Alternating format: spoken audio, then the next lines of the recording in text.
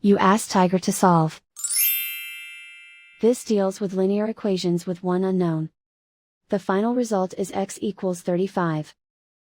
Let's solve it step by step. Simplify the expression. Group like terms. Simplify the arithmetic.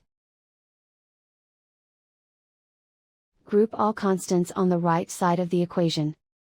Add 60 to both sides.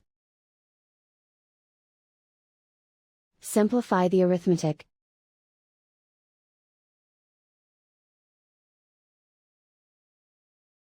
Isolate the x.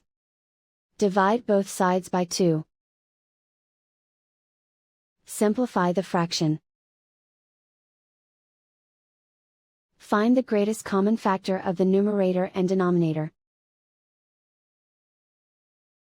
Factor out and cancel the greatest common factor. And so the final result is x equals 35.